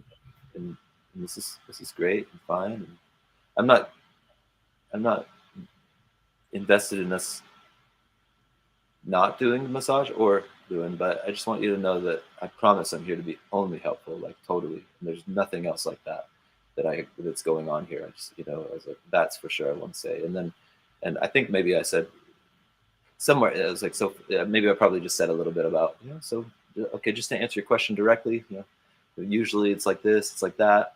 And I think probably I said something, I know, no, somewhere in there I did say something like, so basically, I think if we wanted just to be honest, we could go out. It's a nice day in the summer. The park is right there. We can go, we can go and walk in the park. We can go do, we can go sit on the hill. Maybe we can do a yoga massage. I call it hill yoga massage. Sometimes it's great. I was like, or we can just talk, there doesn't have to be. So we went to the park, and then she did ask me first for a little bit of body work. I gave her a little bit of body work. And um, so certainly I can see that, that's a really strong example of trauma. And she didn't go into the specifics of it, but another thing I can just in people's timidity, Mhm. people's major timidity, and yeah, like even, admittedly, sometimes the way I work, it's so intimate and friendly that there's friend, client, friend, or something like that. Yeah. And I think one time, I don't know who this was actually. It was a while ago, but things like this have happened anyways. So there's somebody. sitting up here, maybe like, and I'm kind of sitting down here, and they're really kind of like angry about something actually, and they're expressing their anger. It certainly wasn't a client situation, and I'm trying to be helpful, and I'm realizing that the resistance for every helpful move, there's a lot of resistance, and that's to work with, as well. And again, they're kind of like over my shoulder over here, kind of another. I just said anger, anger. And I said it kind of quiet, anger. I said it loud enough for him to hear, but quiet enough for him to draw him in. He was like, what? And I was like, oh, no, it's anger, man, anger. Like, keep going, man. That stuff's strong. I've been there before, man. Keep going. Like, let it out, man. Let it out, And then that kind of way is the way that I would deal with anything like something like trauma showing up. And yeah, well, it's like Lori is sharing right here. Coming from an abusive relationship in the past, if anyone touches her face, even lovingly, she winces. And Amy sharing that you're a safe space for things to come up. But this one is huge. You're potentially helping people to rewire their experiences with men. And that is how I experience you, Joey, as a safe space for people who maybe have had negative experiences with men, for them to be in your space and just feel the unconditional love and the safety that it is that you create for people to be seen, held, heard, and healed. Because really, you're offering healing on a deeper level, not just body, but their actual soul. Like, you're supporting them with healing their soul, rewiring how they experience touch, how they experience being vulnerable, how they communicate, how they connect. It's really a powerful, beautiful gift that you have that you're sharing. Yeah, exactly. So what I've seen, even at the Ultimate Coach, the Ultimate Experience in Arizona, is Joey being this person. He was in service like the entire time that we were there, when we were not sitting in our seats. And I know that when we're sitting in the seats, you're still sending out all of that love energy that you have that just fills the room, right? But just it was really beautiful to witness. Releasing cuts the pain in half and creates a void to be filled with joy. Yeah, and so you are supporting people with releasing trauma, releasing energy that's been trapped and stored in their body. And it does move that negative energy out, so you can move that positive energy in. And it doesn't have to be trauma energy, but just like we talk about the body being stagnant, and just moving that energy around so new energy can come in. I was happy. Yeah. Joey was like such a highlight. I think at Gam Gam's house, him and I sat and talked for a really long time, because I was so fascinated by what it is that you do. It's the first time that I've heard about someone doing what it is that you do, but you're also teaching people and creating. Do you have an academy already where you're actually teaching people how to do what it is that you do? Because who watching this would be interested in having this be their career? Like, it's pretty powerful stuff. So do you have something like that, or? Yeah, I have a domain, yogamassageacademy.com.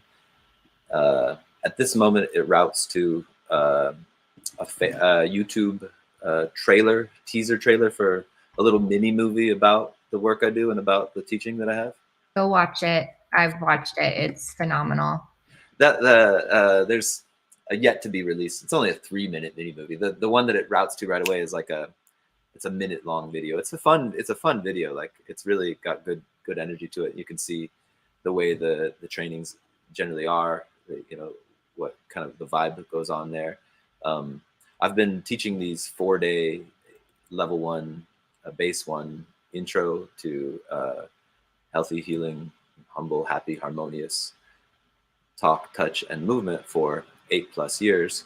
And doing it in various kind of formats. Occasionally, it's not 4 days. I've done it be Saturday, Sunday, Saturday, Sunday, or at the moment, Lori, Joey is in San Francisco, but I sort of consider Utah to be my base, by the way. Yeah, that's where Amy was asking if you're based out of Utah. But yeah, you guys will have to listen to the adventure that is Joey and how much he travels and the things that he's seen and done. We're gonna have to do another show just for you to share some of the places you've gone and the things that you've seen and done. But right now he's in San Francisco.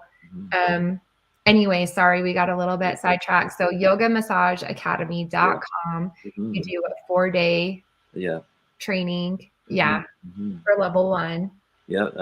And in there we talk a lot about these safe boundaries. I talk about why I choose what I choose and how there's a part of me that's not judgmental for people who choose to be different with their boundaries, but I just want people to know that that there's a reason why I choose to have the types of boundaries I have, and we'll go into all those different things. Usually we go into philosophy, and there's a memorized sequence that we have, which is a helpful kind of structure for people to have in their at their ready, because you could stand like at the beginning, oh, I forgot what to do.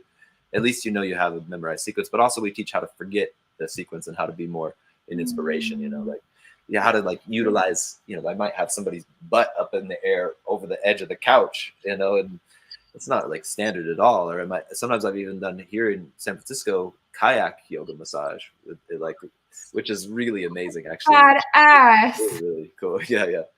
So I kind of do these well, in regards to teaching, the main thing I do is those 4-day trainings. I stopped doing teaching for the pandemic for a long time. I restarted in August, and I did one in November. And right now there's a few details that are being worked for a May and a June. Those are in the East Coast. Also, there's a full amazing thing that the details are really working out for, but that's like a semester training. Actually, it's a really full project. I'd love if I go into talking about that, it would be a much longer time. So yeah, we're gonna have to have you come back on and talk about some of the projects that you're doing, or even if you did a live video on Facebook and shared it to my page or something, just so that people can see like this is an amazing opportunity, and the fact that you get to travel and just live life, and people want you to go with them, like on family vacations, like we're taking Joey with us on our family vacation, and how amazing that would be to have you facilitate to a family. Like there's just so many opportunities with what it is that you do and what it is that you're creating for yourself. It's so inspiring, especially during this time in humanity when people need Joey like more than ever. It's just we've all been through this. Oh, sorry, Hugh, I didn't mean to ignore you. So he was asking why the spiral staircase. Thank you. Sorry. Thank you for bringing that up. Technically, Joey Lundgreen, ascending spiral staircase and body being, I would technically say and spirit. It's a little bit of a back to that kind of just playful way of like speaking and being, and it's a little just play on words. It's kind of like I'm joking kind of thing, like I can't help it. That's like a part of a joke that I have, but it's a sincere joke too. Like I'm attempting to, even attempting to, like, let's see here. Like I could see someone kind of like this and be like, and they'll, I can, and they'll do it. They'll do it. They'll very often, I can see them be like kind of, be like, and it works. So there's some sort of spiraling upward staircase in body, being, and spirit. Yeah, I love it. Really love it. Well, I know that this is the longest I've ever gone on a show. So cool. I'm really grateful for this opportunity to spend this much time with you. I know how blessed I am, how valuable your time is, and that you're up to some pretty big things. So I just was curious if you were to leave. I know we said usually we do action steps at the end of each show, but for you, it's challenges that you wanted to leave our viewers with. So if we were to do 3 challenges for the viewers here today, what would that be? Let me, I've kind of wrote these down. So kind of, what am I talking about? I wrote them down. I didn't kind of write them down. Anyways, okay, so 3 things. Oh my God, by the way, yeah, the lifestyle of my business is so cool, you know. I want people to, eventually the branding will be, you know, I like uniforms. I'm going to make myself a uniform. I've had uniforms in my life before. They weren't like based around my business, but I bought this snap button cowboy shirts, the exact same blue ones, and these stripy pants, and I wore them for 6 months. I got 8 copies of it, and it was very cool. It was like, it didn't have to think about my dress, and I enjoyed it. So, you know, I want people to see, if they've gone through my training, that like, if you're like me, I go to yoga classes, I go to strength training schools and gyms, and I go to ecstatic dances often. And I'd love it if my brand were one, instead, you know, YMA, Yoga Massage Academy, trainer / coach. And then if people see you branded as that, they will know that you are dedicated to being stronger, being more flexible, being better at communication, creating transformational offers, and that you've been involved in a really cool service project. That's where that whole thing, that if I started talking down that road, it'll go too long. The service-based project thing is a little bit, it would start.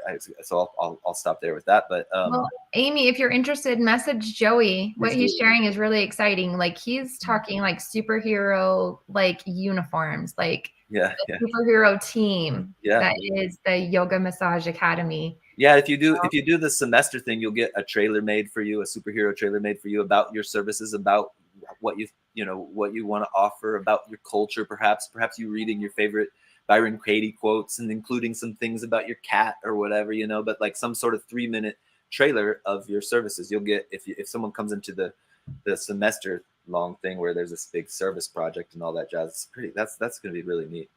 I've done things like it, but not quite as detailed as this. The programming for this one's really powerful. Okay, so let's go to these. Okay, challenges number 1. Okay, so the first one, groundedly, be clear of what you know you believe you know, and of what you know you believe you can do. Okay, so groundedly know. Is it groundedly know? Yeah, what you can do? Yeah, actually, I'll send this to you, actually, okay? In Facebook? Yeah. This is beautiful. We've never had them like this before. So groundedly be clear. So, and then I'll send the second one and the third one, and I'll just explain what they are a little bit real quick, okay? Be clear. The third one, you'll see it's that adverbially thing, thinking of yourself adverbially. So groundedly, this is what I would suggest to people, is to be clear of what we know we believe we are, of what we know we believe we can do, and to that clarity can be found in comparison with what we know we believe we cannot do. This is where being sober is. Like, I cannot impregnate my belly. I believe this is so. I'm not saying that it's in quantum whatever that it isn't so somehow, but I would be dishonest if I said, if someone drove up to me in a Ferrari and they said, hey, I just drove this out of the Pacific Ocean, do you believe me? My proclivity is to say, no, I don't believe you. But I'm happy to be surprised if I can impregnate my belly or whatever. But this is not a goal. I know, though, it is a goal for me, and that I feel I can, for instance, bring this semester thing that I'm birthing into the world. I'm birthing this semester thing. I know, I believe I can do that, you know? And so, and I know I believe I can't impregnate my belly. But so, let's see here. So taking aim, making movements you know you can make, come from acceptance and allowance. Also acknowledging where you want to go, and that there are ways to cultivate and create towards that, that you know you can do, and with nuance cannot do too. So that's kind of, I think the next two are a little bit more specific, but there's like a philosophical spirit to that. There's a groundedness to that, you know. Like, okay, so here's another thing, is like, you know, like I said earlier, I know that we could leave this place in many ways. All of us know there's many buttons and easy places where we could just escape, you know. We could get, but we choose to stay, you know. And we choose to stay, I think, sometimes because we're curious, about what's going to happen in the world, but maybe we could be curious about what could we do? What could we do? What meaningful difference could we make? How big of a meaningful difference could I make? Just to see each individual person that I meet, and maybe perhaps in some big strategic way too. So groundedly be aware. Think of these things for yourself.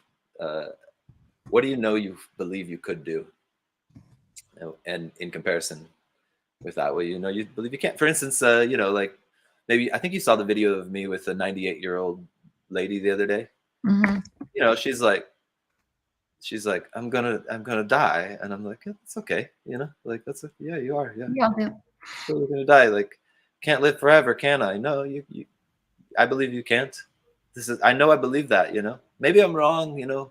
I do believe that maybe we are misperceiving everything. Maybe you do live, maybe in your body you can. I don't think you technically, when it comes to what a body is, that I know I believe it can't. Just the same as I believe that Ferrari didn't come out of the ocean. I don't believe that. I'm not saying it didn't, but I know I don't believe it if I'm honest. This is being honest. Okay, so I don't. It's kind of an airy thing to say, but I don't know if it's a challenge or not. But I'm gonna move on. Okay, so the next thing, make everyday movement an exercise, meaning using stairs, pushing against walls, stretching to get the sock on the ground. Here, I'll show you what I mean a little bit. I'm going to take you with me. I like it. I got you in the palm of my hands. Movement today, yes. Yeah. Okay, so let's see here. Here I am in a stairwell. I'm going to put this sideways, and maybe that's more visible. I love this. This is so awesome. Yeah, I'm upside down now. Hey, so no, that's not perfect either. Okay, but so my legs are lower. You can see. Let's see here. I'll hold this up here. It's okay. Well, it's okay. You can do it. It just adds to the experience. Yeah. So see that stair, and see how my leg is back. I can't find. There it is. There you go. Yeah. I can utilize this experience to use my hands to move, to make my hands be mobility devices. If you have stairs in your house, it's a very good opportunity, if your hands are free, to crawl up them all the time. Eventually, you could maybe crawl down them, but don't try for a while, at least not head down. You can crawl backwards down them. But just thinking of, another thing is like I say, the sock on the ground. Let's see if I can. Yeah. I know a lot of people, when I work with clients, that one of their goals is to be able to put their socks on or tie their shoes without breathing hard. Yeah. Those simple things. Yeah. So for let's say that I'm going to pick up this book here. From my position, at least from where I'm at in my body, it's pretty good for me to go like this. See my back leg's way up here? Yeah. Way up there. And then I get a little stretch for myself. Yes. Another thing is that, like, I was at a client's house and he fed his dog, and I noticed that it kind of hurt his back, but it's right next to a wall. So for him, it would be like, for him to feed his dog, it would be smart if he just utilized the wall to support himself a little bit. Oh, so make everyday movement exercises in cultivating capacity.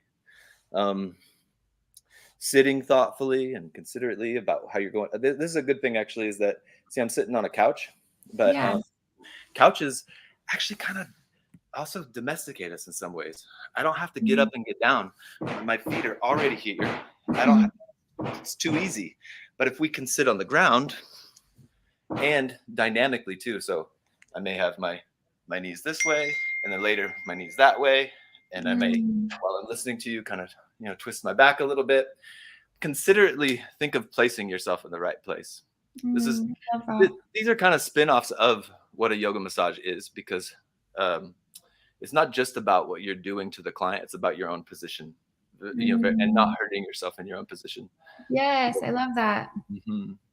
And that I got some playful kind of hashtags there. Everyday exercise, hashtag practice playground. Like the ground is your playground. That's the place. We're kind of like gravity surfers. We're like bone jugglers. We're juggling our bones in some ways, And everywhere. These are good hashtags or something. Like, I don't know why I wrote that. Yeah, I'll put these in the tribe because they're too long to fit in the banners here. So I'll go put them in the tribe of giants so that you guys can read them. And then I'll tag Joey. So if you guys have questions or need support or accountability, that me and Joey will be there to support you. If you guys need some ideas of how you can use your, to do your everyday movements and using the stairs or the walls or, Mm-hmm. Yeah. Yep. And then, for sure. And I'm happy to do, follow up. I do, like VIP weekend retreat things for people, also just one-off things and all that jazz. I'm happy to follow up with anybody about creating something for yourself along the lines of what we're speaking about. And last thing, find a way to answer. I wrote that's not right. Find a way to scratch the record and act out of sequence, out of like a little bit different than what people expect. Just find a way, and you can again apply an adverb to it. What I mean by scratching the record there is that like I had a client who was telling me about her relationship with her son that was pretty difficult.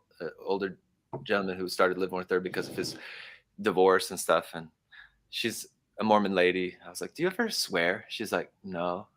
And I was like, "Do you eat together with him?" She's like, "Yeah." I was like, "Do you talk much?" She's like, "No, not really." I was like, just, you don't have to do this, but what if you just suddenly said like, "Hey, I don't know about you, but I think this shit's good," and then just quickly go shh, and then go back to Yeah. like this is just kind of like shakes the pattern of things, like just that's like another little possible challenge for people to consider some way.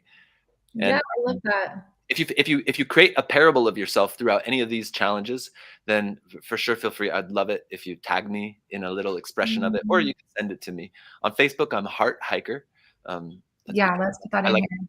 I like to hitchhike. Actually, that's why that's one of Yeah, that's what yeah. I was telling people, like Joey's energy and with hitchhiking, just the stories that you have and the things that you've done, the places that you've been, and just hitchhiking. It's just such a beautiful way of being. So, Heart Hiker on Facebook. I would love it if anybody takes any of these challenges to tag me and to hashtag any of those. I think those are kind of cool hashtags. The everyday exercises or practice playground Yeah, or let me put them up here. record So, scratch. Even tag the Heart Hiker. Uh-huh. And then we're going to do hashtag everyday exercise. Is I think without the S is actually better. Yeah, I like that too. Exercise and then practice playground and then hashtag everywhere. I love that. And hashtag scratch record scratch or something. Scratch the record. Yeah. And real quick, one more thing about that, the playground thing. Someone may write in their nightly writing your life nightly journal thing. They might write in their being. It has a lot to do with waking. So the first step of your day is perhaps you have an alert clock go off at 5 a.m. So you write 5 a.m. I am awake, alert, amazed, and amazing. That's step one. Step two is take an inhale and think everything's going all right.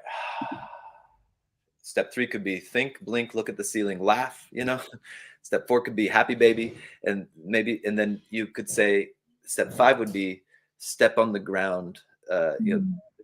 This is my playground today. This is what I walk on. This is the way. So there's anyways, with the playground thing, there's some more little playful stuff. I love it. It's such a beautiful, from Nicole climbing trees on Friday and being out in the mountains and in nature and just feeling sore in my body just from using Mother Earth, this beautiful Mother Earth as a playground. Yeah. So I didn't have to go in the gym to get sore. I could go climb a tree and it was so badass. Yeah. Thank you for doing that. Thank you for doing that. I like seeing the pictures of y'all too. Beautiful. Yeah, thank you. There's more coming, but it was just like, wow, I can still climb a tree. Lyme disease, the whole time I'm climbing, I'm like, fuck you, Lyme disease, fuck you, Lyme disease. Like it started like as a whisper. And by the end, I was like, up in that tree and I was like, yeah, fuck you. Like, you're not holding me back today. Like I'm doing this and I'm healed and I'm healing. Like it was just so empowering. And that's what you get on this beautiful earth, this playground. You can have the ground like Yeah.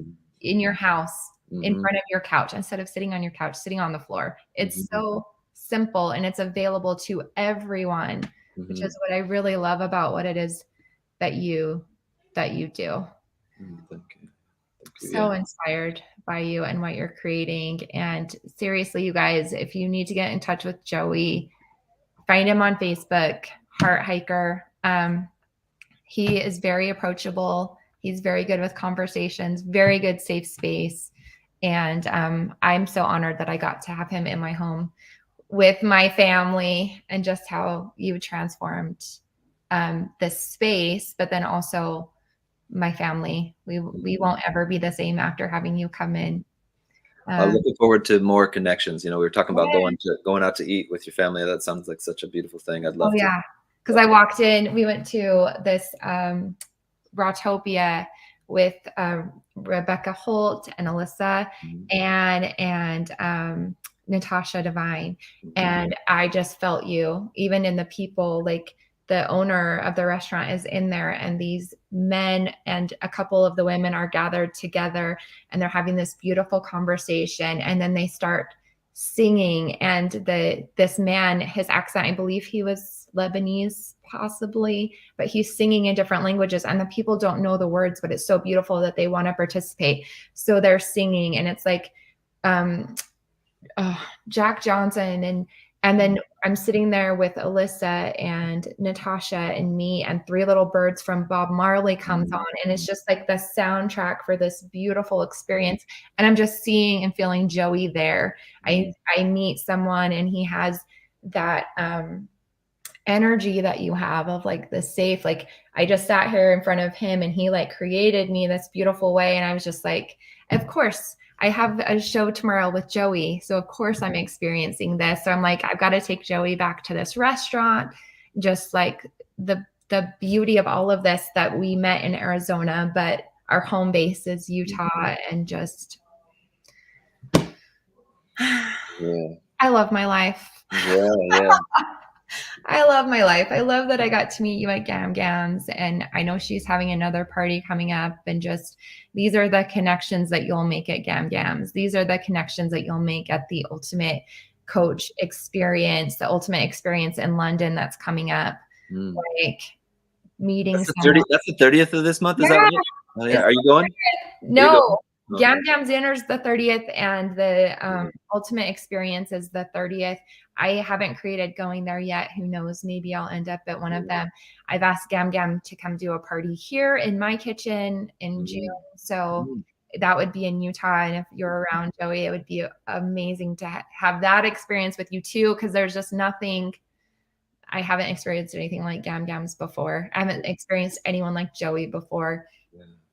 Just so much magic, and so honored and so grateful. And thank you so much for being here with me today. And I just can't say enough how much I believe in what it is that you're doing, the healing of our earth, with healing the humans that walk upon her. It's just, we're all connected, and you just have such a beautiful gift. And yeah, seriously, you guys, message Joey if you haven't scheduled a session with him before.